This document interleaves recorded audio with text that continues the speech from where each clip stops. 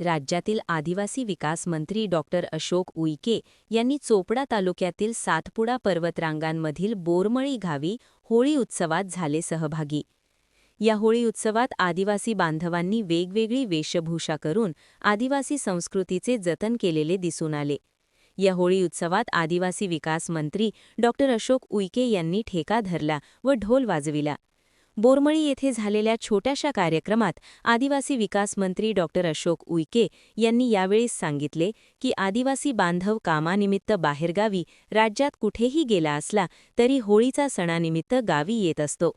केंद्र सरकार व राज्य सरकारच्या योजना आदिवासी बांधवांपर्यंत पोहोचवा, तसेच आदिवासी भागातील रस्ते खूप खराब झाले आहे। मला 1.5 तास लागला, पुढच्या वर्षी होळीला येईन तेव्हा पाऊण तास लागेल, तोपर्यंत रस्ते दुरुस्त करण्यात यावे असे सूचना देऊन नाराजी व्यक्त केली। यावेळी कार्यक्रमाला आदिवासी विकास मंत्री डॉक्टर अशोक उईके यांच्यासोबत जळगाव जिल्ह्याचे खासदार स्मिताताई वाघ, आदिवासी भागातील महसूल विभागाचे अधिकारी, भाजपचे पदाधिकारी उपस्थित होते। ज्या ज्या बांधवाकडे बहिणीकडे जे सुप्त गुण आहे त्याचं उत्तमपणे सादरीकरण करून आपली जी संस्कृती आहे, संस्कृती जिवंत राहिली पाहिजे। गौरवशाली इतिहास जो आहे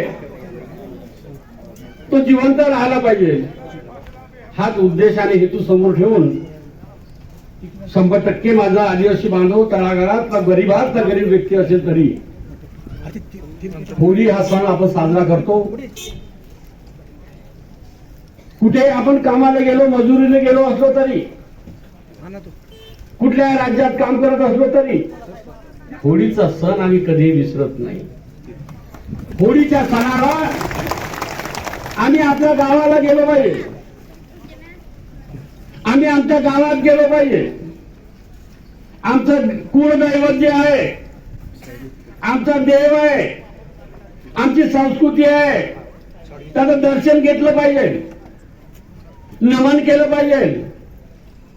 हाच उद्देश आणि हेतू समोर ठेवून येडीव साहेब, म्हणूनच आमची आदर्श संस्कृती जिवंत आहे साहेब। जर आमचा समाज अतिशय प्रामाणिक असलेला समाज, नम्रताधारक समाज नाही, आमचा गौरवशाली इतिहास हा कधी विसरत नाही, आदर्श संस्कृती आम्ही कधी विसरू शकत नाही। परंतु आमच्या समाजाकडे पाहता जो दृष्टिकोन आहे, येलजीव साहेब, खासदार मॅडम, मी चोपडा हे गावून निघलो, हे शेवटचं गाव आहे, मध्य प्रदेश नदीच्या पलीकडे दिसलं, काय परिस्थिती रस्ता। येलजीव साहेब, तहसीलदार साहेब, प्रकल्प अधिकारी साहेब, खासदार मॅडम, तुम्ही लक्ष घाला। अतिशय प्रामाणिक समाज आहे, प्रामाणिक माझ्या बहिणी आहे, मुलं आहे, काहीच मागत नाही येण्या जाण्याचं। कारण एखाद्या वेळेस दवाखान्यात जायची गरज पडली तर 1.5 तास, मला 1.5 तास लागला। एवढी मोठी गाडी, शासनाने दिलेली लाल दिव्याची गाडी, 1.5 तास लागला, आणि यांना जायला किती वेळ लागत असेल हा विचार करा।